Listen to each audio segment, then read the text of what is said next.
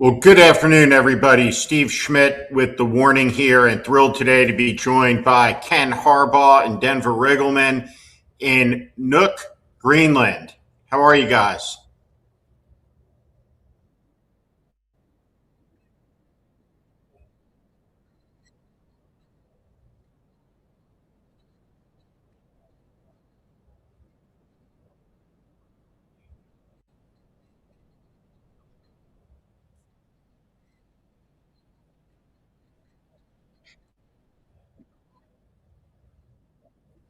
So, what is the town like?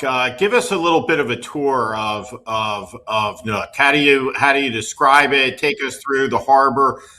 You posted some incredible video before that I shared. Both you and Denver on a small boat passing a Danish warship in the harbor. You, Ken, talking as a Navy veteran that every time you see one of those ships, and those Navy ships are cool. I've always loved the ships, and you go by them, and you talked about the feeling you get as a former Navy officer when you see our allies, when you see the power of those vessels. But those vessels aren't there for any other reason than to deter a threat from us.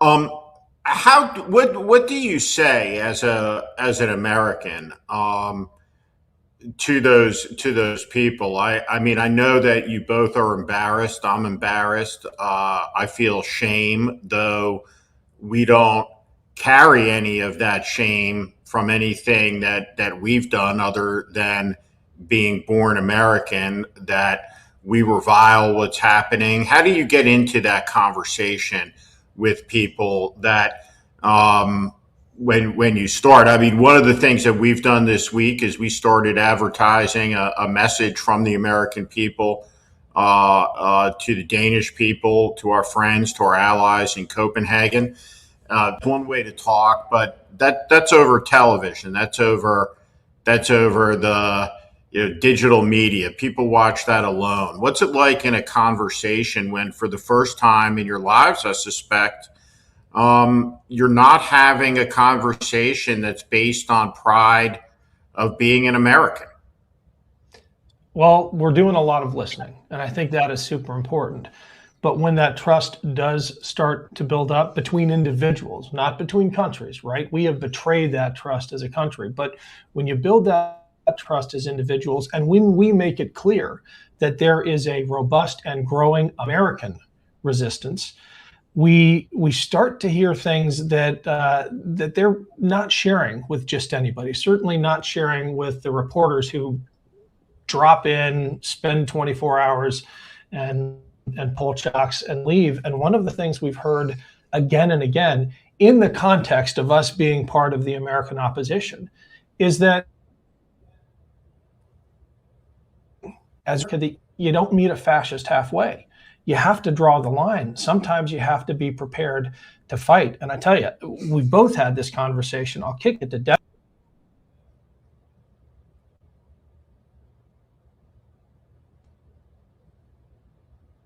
9 years old, that they can hit a seal bobbing in the water 200 meters away from a boat. Those aren't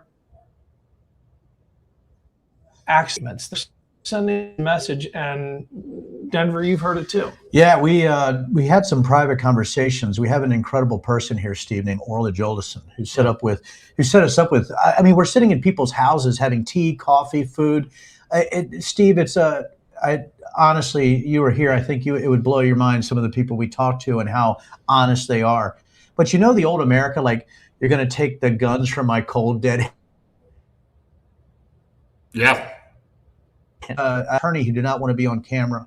And we had already talked to 4 or 5 people that had said that, listen, they're very good with their long rifles. And they even gave us a number, Steve. They said there's 35,000 long rifles for 57,000 people here. They're all hunters. And that's the rifles they can count, which is interesting when they say that. That's the rifles they can count, Steve. But I went to one attorney. He said, I don't shoot at people. I won't shoot at people. That was the beginning of the conversation. I won't do it. I'm a very good shot, but I will never shoot at people. By the end of the conversation, he said this. He goes, Denver, if I see American soldiers coming up my street, I think that they're coming to take our land, I will shoot. And he said, and I know I will die. I know we won't win. He said, but there is no way that I'm going to give up our country. And you know, that's 57,000 people. And it almost sounds like you're talking to an American of another generation rather, right, than it's just hard to get your arms around, Steve. You're talking to somebody that you think you're talking to in a prior generation as an American is we'll die for our country. We'll die for our street. We'll die for our friends. And damn it, we're going to do it. And whether we go down or not, we're going to do it. And we got that message from everyone. It wasn't like somebody said, well, I'm a pacifist, you know, I'm going to sit there and I'm going to offer blankets or something. No, it was, we're going to do this. And we can't believe that our friends have become our enemies. Yeah. I do think that it's important for everybody listening to understand the consequences of what Ken and Denver are describing. Should that come to be, it will destroy the United States, and we will lose the war that we start in Greenland.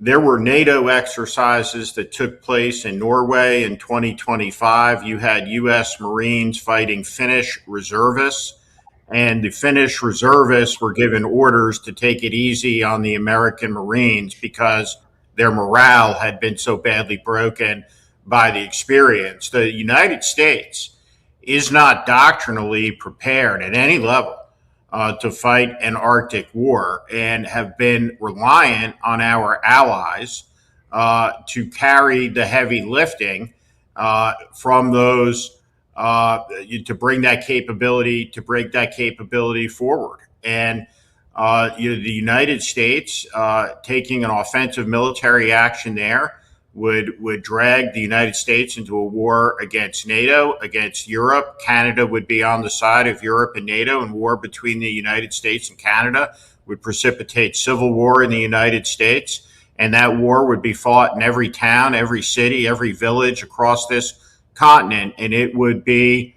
horrific, to say the least. So the first shots of that war may be fired by some of the people in defense of their homes, in defense of their land, in defense of their country.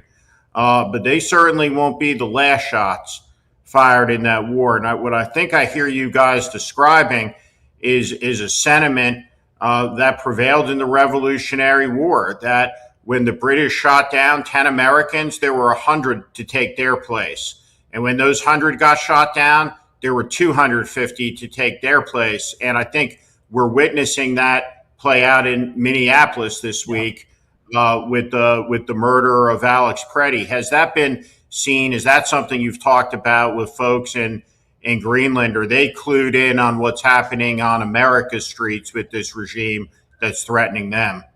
They're not just clued in. In some conversations, I get the impression that they are following what is happening on the streets of an American city more closely than Americans are. Because honestly, what happens to our democracy in the US has reverberations around the world, but it starts here. It's existential for the Greenlanders and for the Danes. And just an observation about your commentary on the preparation or lack of preparation of the American military for a potential conflict here in Greenland. The only vehicle that can reliably operate in the far north is a dog sled, the kind of thing that Donald Trump is making fun of. But it's a dog sled because oil freezes, you can't resupply, and the Danish special forces, in order to be initiated into the Brotherhood, they have to do a months-long patrol by dog sled in the far north of Greenland, something the King of Denmark, by the way, has done. I mean, these are tough defenders. The Greenlanders are incredibly tough defenders as well. And what is especially dispiriting as an American, listening to them talk about their pride in their country, in their partnership, in their fighting ability, is the fact that they fought alongside us until very recently.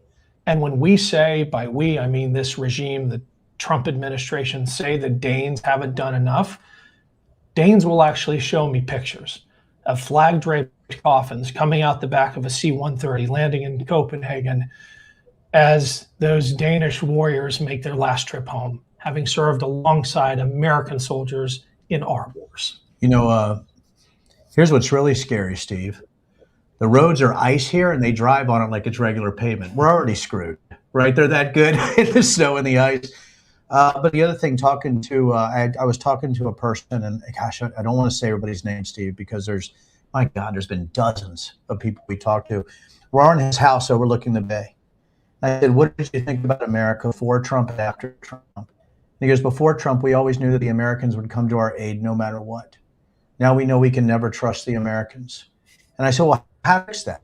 Because we need a president or an American government that says they still support NATO, but they support us as a free peoples, which was really incredibly profound. The other thing that I found incredibly interesting, he said, we don't want ICE on our streets or something like that in America. So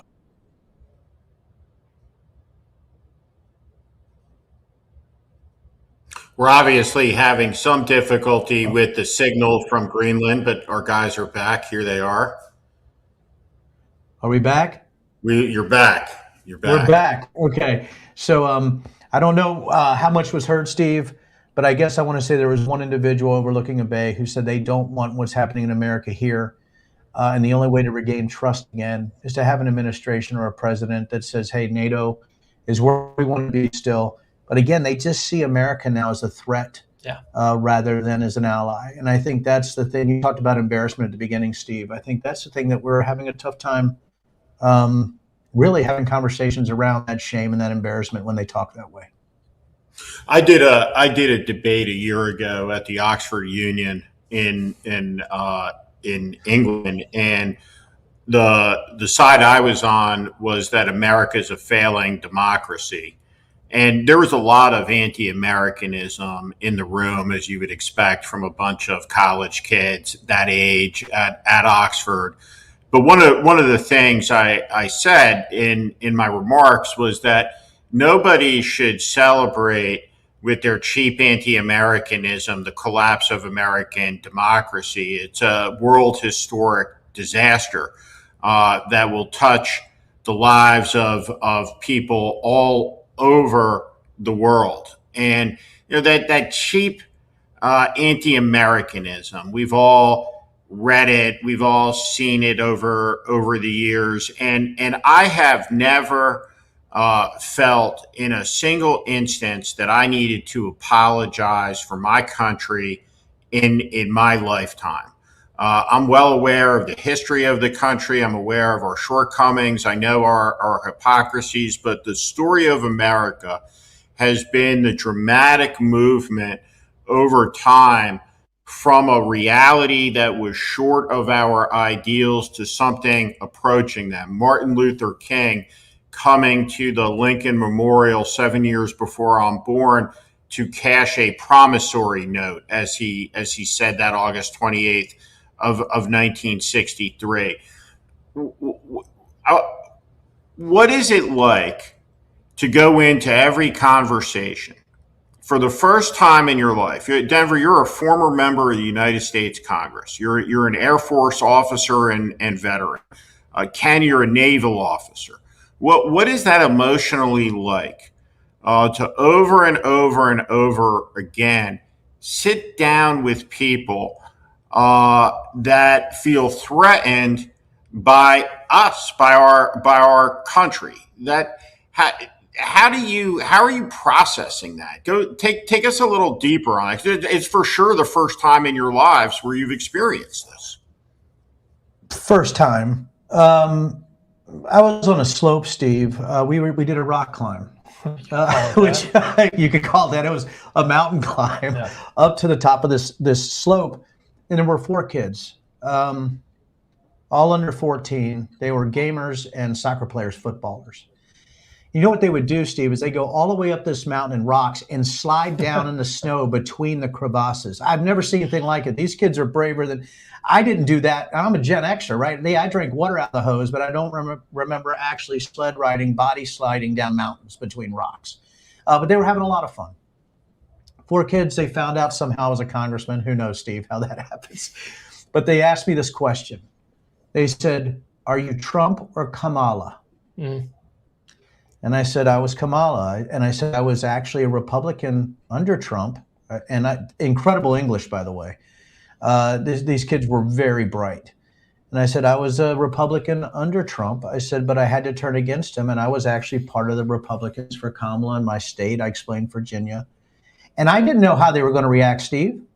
And I was always saying it as a almost, and Ken was there, almost with not the confidence you would think that I would have as a former congressman, with 4 children. And they said, well, that's good. We hate Trump. And I was sort of blown away by it.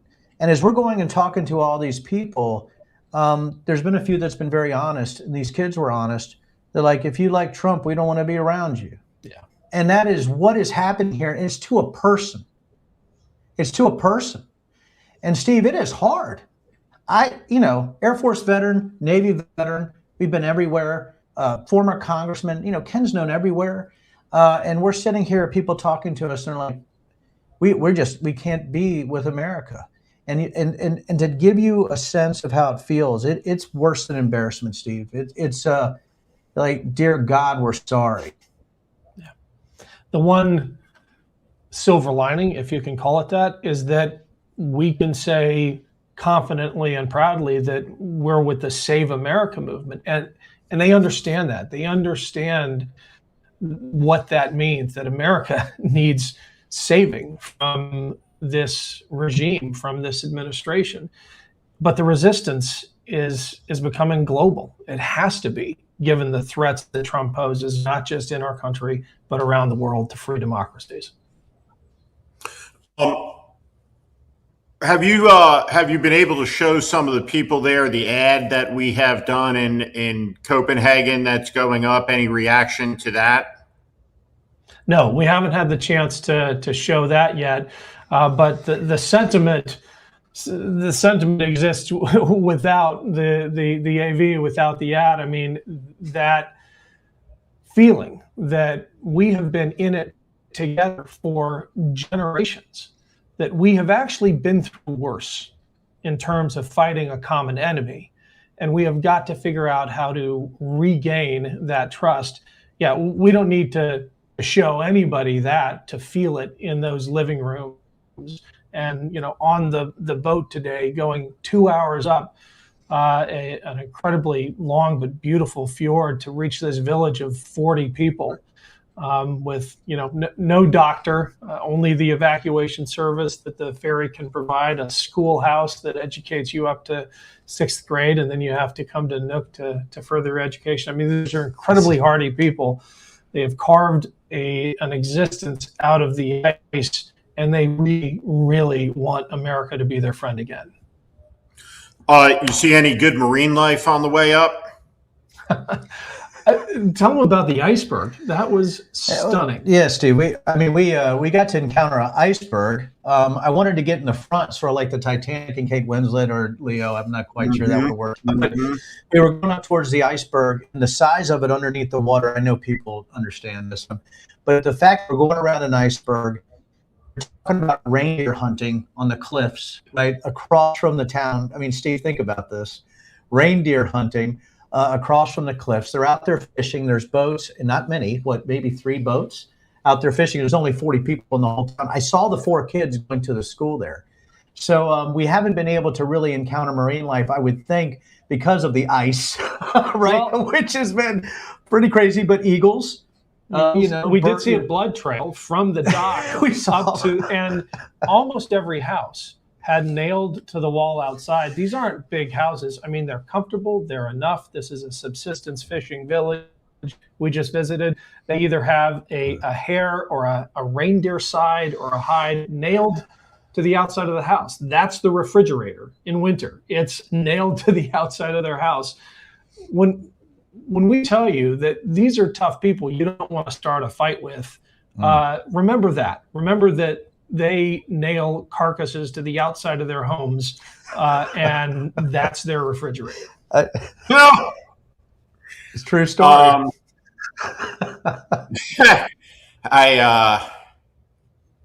I was going to say something unkind about a MAGA stereotype, but I'm going to refrain.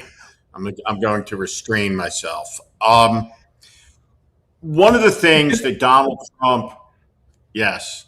Steve, just real quick, because I feel like I know the stereotype you're picturing.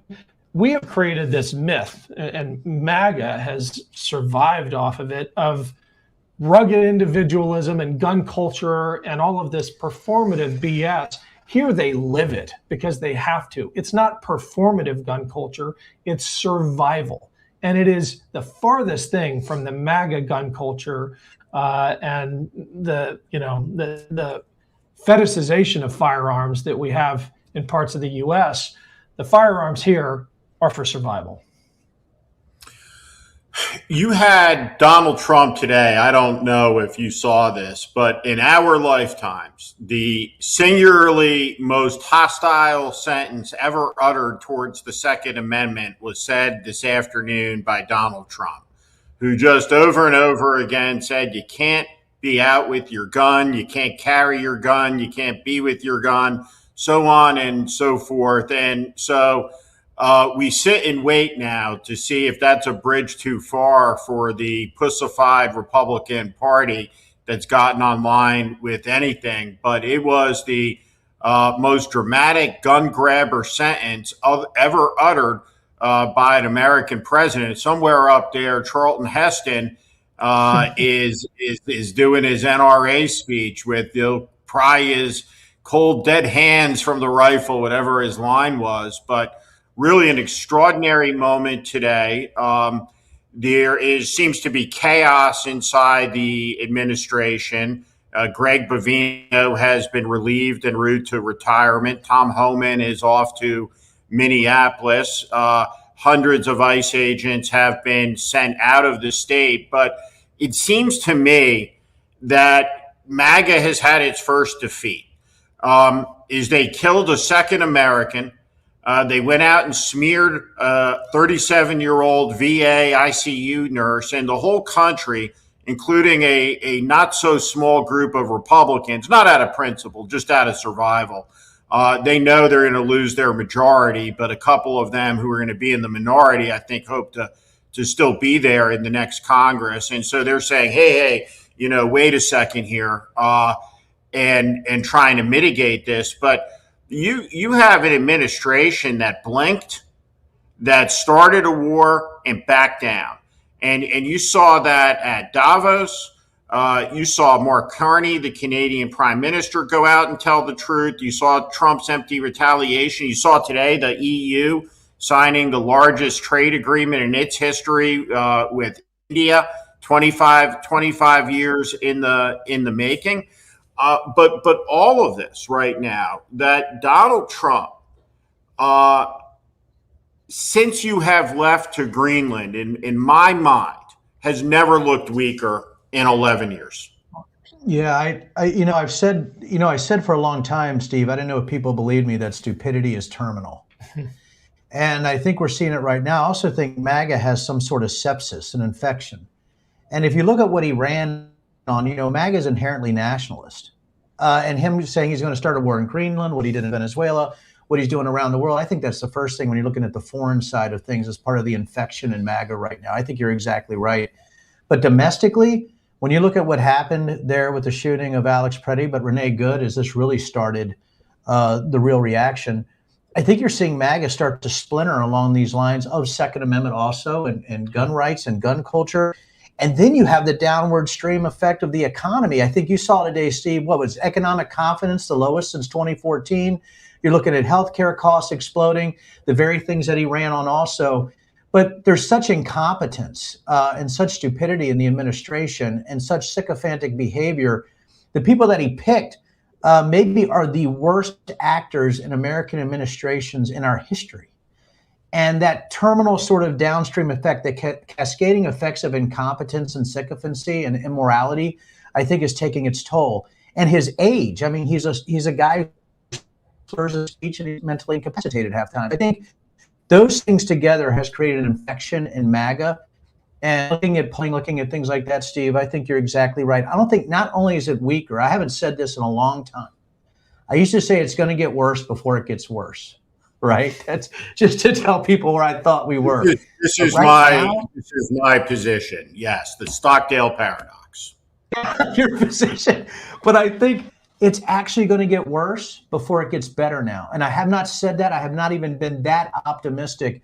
But after the ridiculousness of this week and what we're seeing here in Greenland and with the EU and with NATO, with people pushing back against Trump, his stupid things that he said about guns and the Second Amendment, which is his base, what he's doing with the economy, what he's doing with healthcare, his slurred words, his insane ramblings, his inability to answer questions. All of that, I think, is actually building up to where I think the midterms are going to be huge for the Democrats. As long as elections are fair and ethical, I think it's going to be huge for the Democrats in 2026. Did you get the sense, Ken, when you were in Minnesota, that there's a tipping point there where you have the Greenland effect, where it's, we don't want to be around you if you like Trump? I know it's an American state. He got his voters there. But can you see a scenario where Tom Emmer and just the Republicans in that state are completely wiped out of the congressional delegation? They're all voted out of office in retribution by the voters for their signing on to all of this. Yeah. I've said for a long time that Donald Trump's greatest political innovation was the elimination of shame. It turns out that is still a force in politics. It might not attach to Donald Trump himself, but it attaches to the people around him. And good, ordinary, hardworking Americans still value that idea of shame and the idea that there have to be consequences for your actions, that there should be accountable, not just in our personal and family lives, but in our political lives. And I think they are going to punish the Republicans of Minnesota dearly for their complicity. You're already seeing it in senior Republicans bailing on the MAGA agenda, because at some point, provided, as Denver said, we can still maintain this democracy, at some point, the voice of the people cannot be ignored. In spite of our gerrymandered system, the problems we have with primaries, the way extremist positions are rewarded, at some point, when you get enough of a tidal wave of public sentiment, the kind that I saw on the streets of Minnesota, you can't ignore it any longer. And you tuck your tail and you run in shame, as Minnesota Republicans are starting to do. Denver, one thing like I'm really fascinated by, and Ken, you jump in here, is that, look, when it comes to Donald Trump, I would nominate myself, if there were awards, right, for categories of 11 years of opposition. I've been unrelenting, unyielding. on this. I don't have much to say about the guy, but I am amazed, that being said, about this moment, which is, for sure, he is immoral, he is venal, he's a con man, but he did not have an ideology besides the innate malice in his heart. He found his way to one, and that ideology is fascism, and he's surrounded by fascists. But he got back in there, and it's self-evident that he wants to put his name on everything, is that he wants to be seen as a success. And he has wrecked his presidency beyond salvaging by putting a handful of whack jobs in charge of what we've witnessed for the last year, that has blown up like a hand grenade in his hand, right? Kristi Noem, Corey Lewandowski, her lover, that everybody knows but no one will write about, Greg Bovino, Tom Homan, Stephen Miller, and he has let these people run fucking wild. And honest to God, if he survives his term and retires as a president, he's not going to lie and state in the Capitol Dome. His body won't be carried on Air Force One to his final resting place like other presidents. That's at the discretion of the new president. That his entire administration will be completely nullified. His name will be like Goebbels. That the children of the high cabinet officials will likely change their names. Like, can you imagine growing up in this country being Stephen Miller's kid? It's like all the top Nazis' children lived long and tortured lives. But the psychology of this, these members of Congress, the senators, you're about to lose your fucking political career after all the bullshit you did because of Kristi Noem and Stephen Miller. And that's what you're going down for. It is, honest to God, it's the most incredible thing I've ever seen in 30 years of politics. Well, this is the story of every autocrat in history. To Denver's observation that stupidity is terminal, autocrats actually can't survive without incompetence around them, because competent people wouldn't put up with the ambitions and the totalitarianism of the autocrat. Autocrats require incompetence to function, and it ends up every time catching up with them. I'm a little surprised at how quickly it's caught up with Donald Trump. We're barely a year into his second term, and the wheels have come off. You know, when I came in the 116th, I know Tom Emmer well, Steve. So this is one of the tougher things that I've seen are people that have lost their soul in some way or fashion through supporting somebody who I found absolutely corrupt. And when you go back, when I was elected in the 116th Congress in 2018, and I was endorsed by Trump, the thing that I almost sunk me is I hadn't voted for him. And I thought that there could be a new Republican. And Steve, I'm going to make I have to say this, is that it's hard not to look back and say how naive I was to think that there could be some type of new Republican that might be able to change things and what was already happening. And when I look at Tom, I want to text him right now. I saw what they were saying about what happened with ICE. I've watched some of the individuals who still want to go down the road with Donald Trump, and I find the lack of a moral compass almost I'm flabbergasted by it. And I think about what happened to me. As you know, Steve, what happened to me after I officiated a same-sex wedding, I became the tool of the Antichrist to the far right. As you know, how that started, the whole thing with me in that pattern. But it was really going out against QAnon, and the very people I thought would say, Denver, you're right, you've done this for 25 years in counterterrorism, are the very people who said, Denver, those are your voters. Think about that, Steve. Den, don't go out and talk about that. And those were the leaders. You think about it, Tom Emmer's the whip now, right? Steve Scalise is the majority leader.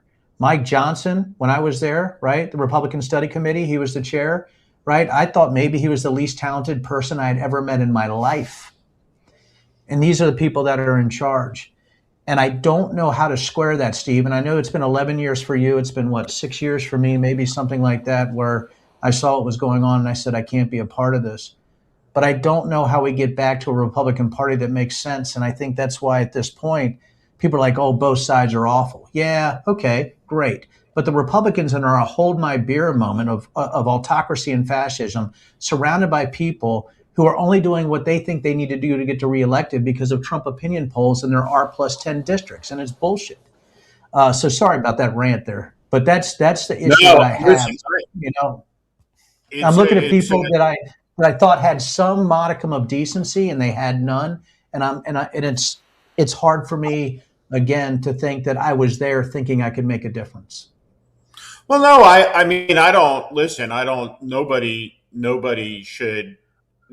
should feel badly about, and especially you, who's been so principled all through this. I mean, we are where we are at this moment in this country, and the truth of the matter is, there's a very uncomfortable discussion,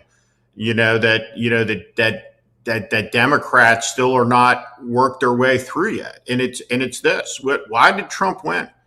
And if you're running for president, you're going to be asked this question. And if you served in Joe Biden's cabinet, you ought not to run for president.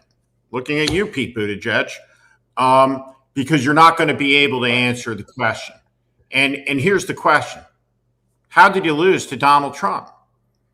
And that's a different question 20 years from now, right? But 4 years from now, another year from now, it's a very relevant question. And the answer to it is that the most prolific liar in world history since Adolf Hitler and Joseph Goebbels, Donald Trump, more than any of the Soviet leaders of our lifetimes after Stalin, was considered by the American people with 49.5% of the vote to be the more honest candidate on the border, on the economy, and on Biden's fitness.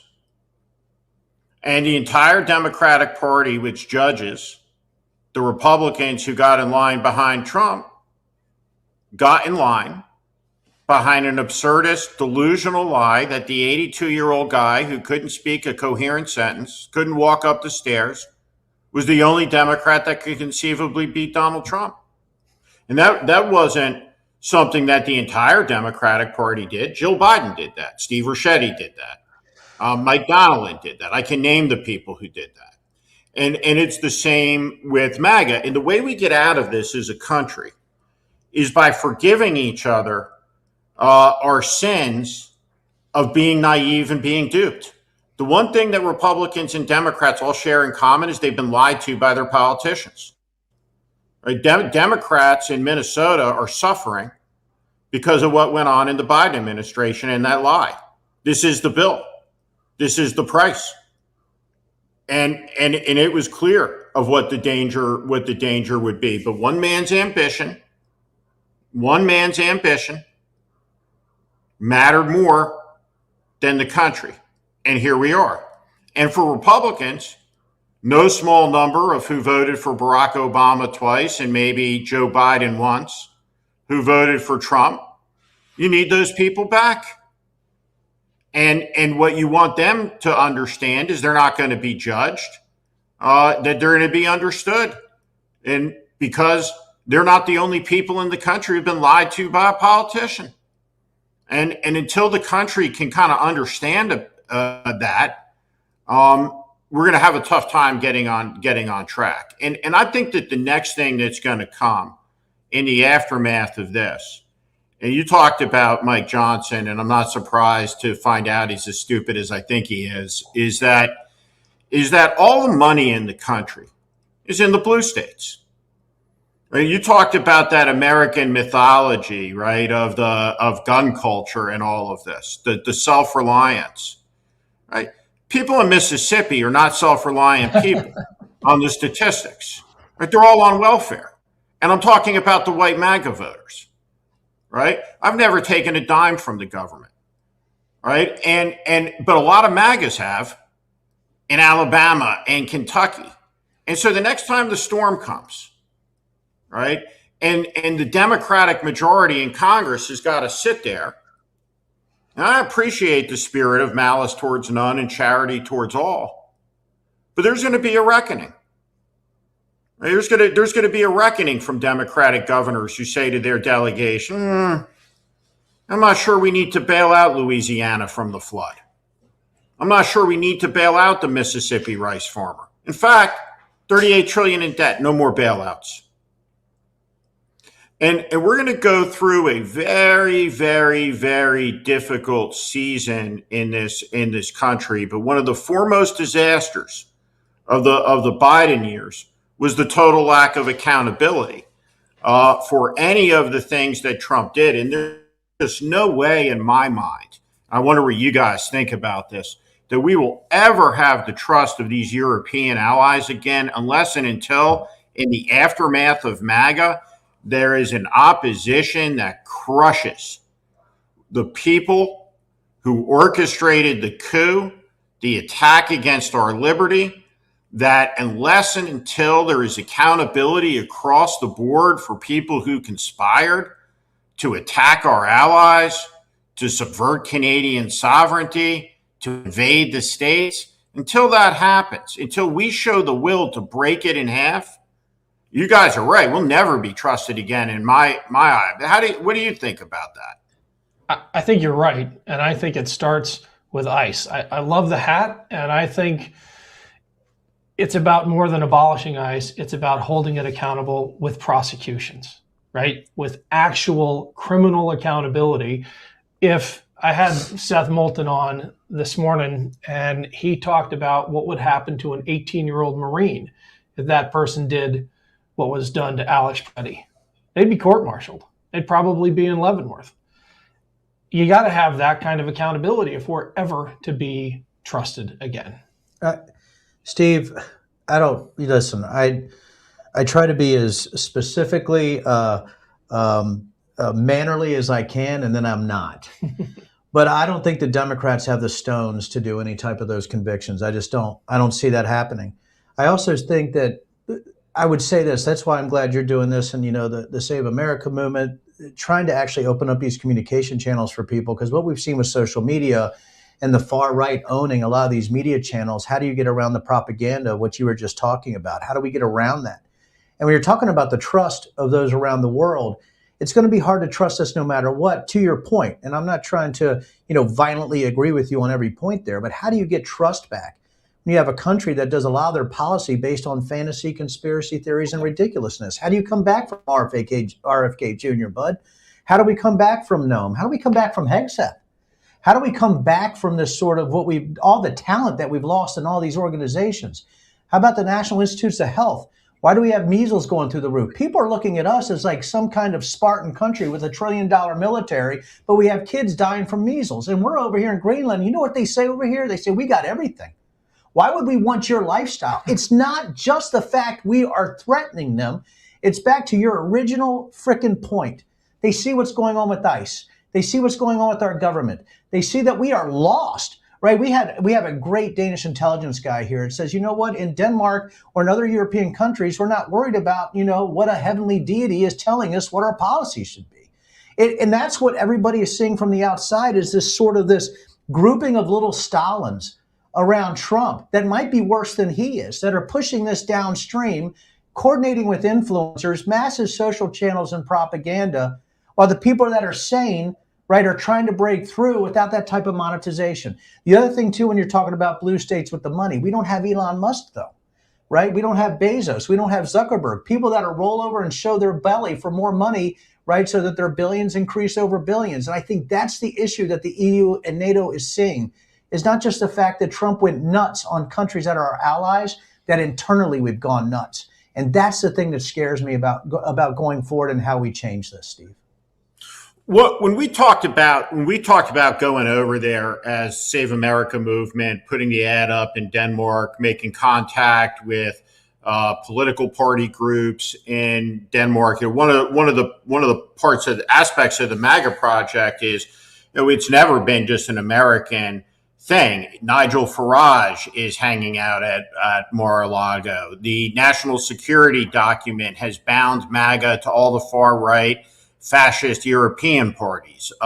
Viktor Orban, at some level, is the spiritual godfather of MAGA. That MAGA is a derivative of a Hungarian strongman's ideology. I remember as a kid, we used to export democracy. Now Hungarians export their version of fascism to the United States, which is how decrepit and rotted and weak our democracy has become.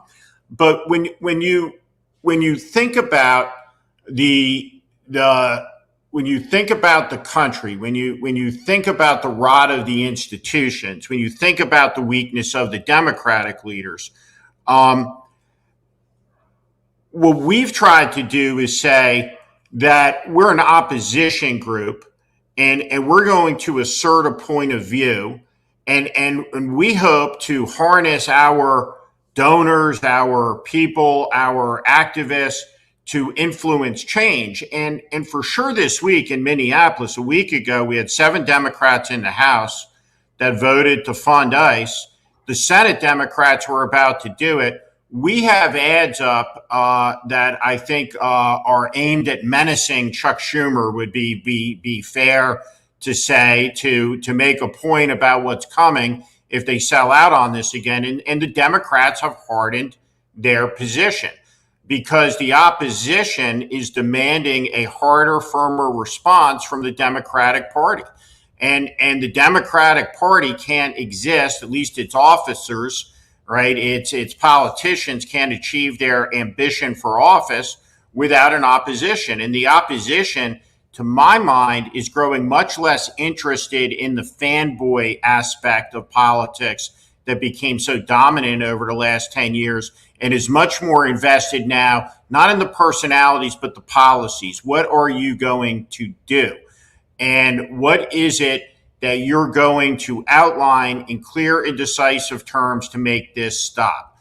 And, you know, when I think about that and I look at how fast the Democrats in the Senate have changed their positions from last week and caught up to the mood of the country, I mean, I'm a little bit encouraged by that. But again, I mean, to your point, Denver, it's going to get a lot worse, right? Before it gets better, because he is desperate, and as he gets desperate, he's going to become unhinged. And you see it today, right? With, oh no, everything's going to be good in Minneapolis. Tom Homan's up there now, and it's incredible to watch, but it is what it is. Steve, you asked what Democrats can do to begin to right the ship and regain the trust of the American people.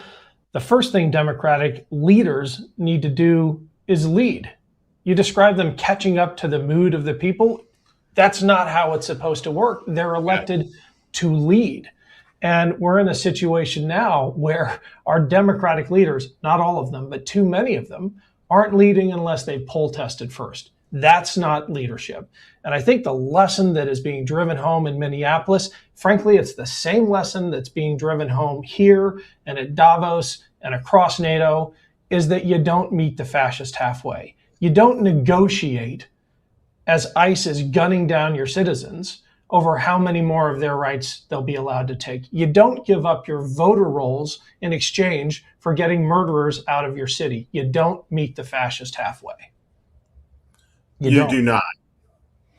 You do not. You know, you said something, Steve, about Homan, which made you laugh, and I'm glad it did, about Homan replacing Bovino. The first thing I thought of, you don't send gonorrhea to replace syphilis. I mean, that's not how you do things in America, right? You want to actually use science and medicine. So anyhow, send JFK Jr. Yeah, send RFK Jr. up there. But your point was well taken. Is all I'm saying. Well taken. Comparing these guys to the clap is very elegant in my mind. Thank you, Steve. I like it. It's a beautiful analogy. I guess that makes Kristi Noem herpes. Oh, I'm sorry I started this, Steve. I apologize also, Ken. No, last couple minutes. before we go. Does Noam make it here? Do you think she survives, or does he gotta get rid of her? They threw Pavino over the side. I don't think it's going to be enough. I think he's got to get rid of Noam and Lewandowski to save Miller. I mean, the problem, all right, I'm glad you went there, because the problem he has is that it goes all the way up to the top. This is actually what he wants. We know that Trump gets off on watching the right people be brutalized, right? This is, when you hear people say that ICE needs more training, well, no, they don't, because they are doing exactly what they have been trained to do. They are doing exactly what Donald Trump, much less Miller and Bavino and Noam, want them to do. The problem with thinking that getting rid of Bavino is going to solve the problem is that he's not the actual problem. It goes all the way up to the top. I think Noam's gone. And I'm wondering if it gets worse, though, Steve. I'm going to say something that might be a 1 in 6, but it's something I thought about. Maybe Miller replacing Noam or somebody around Miller. That's sort of where I'm going. And it would be interesting that Noam goes. We go yay, and the person that they bring in is Miller or somebody like him, which is sort of my guess. Well, I'm gonna. So I think Trump linked, and they have one guy who's sitting on the bench who's a client of Chris LaCivita, and that's Glenn Youngkin. And I'm not a Glenn Youngkin fan, but I would prefer Glenn Youngkin in Homeland Security as opposed to Kristi Noem. I don't think he's psychotic. I don't think he's a sociopath. I think he's principleless and valueless, and I would never vote for him. But I would vote to confirm him because I think he is sane compared to the rest. Obviously, Miller could never be confirmed as Homeland Security Secretary, but I don't know. I think that in the end, Donald Trump makes a decision on what's good for Trump, and what I want to see is these people outside the fence line of their protection. I want to see Kristi Noem living off of the military base. I want to see Kristi Noem without her security detail. I want to see Kristi Noem back in the real world and see what happens then. Same thing with Greg Bavino in North Carolina. And he said that he's going to go home and he's going to tend to his apples. We're going to be laying an advertising campaign over his hometown, and it will not stop while Donald Trump is in office. So he will not know peace wherever it is that he retires. We're going to unmask every one of these sons of bitches, and we're going to project their names with their pictures onto the tallest buildings I can find in whatever city we project them on. And that's going to be that, because we have the right to do it, and we're going to win this fight. Well, I mean, maybe Kristi Noem stops dressing like Woody from Toy Story, and Greg Bavino goes back to the Shire. I think that's what. And all right, I'm done. That was it. That was my out. Last thing for you guys.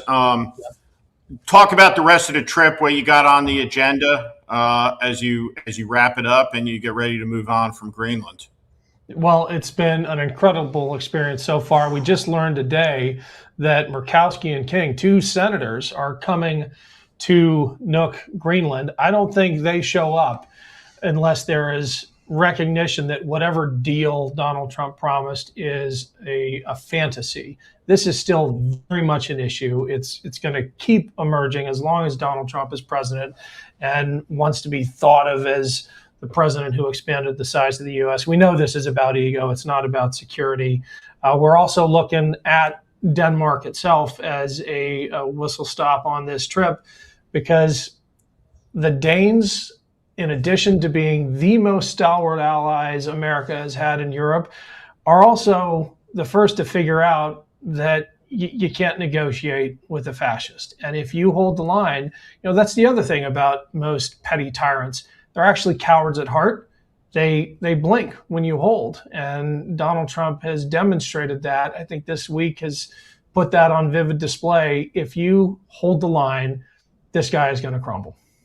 And we are leaving for Denmark on Thursday. Yeah. And we fortunately have been in contact with government officials.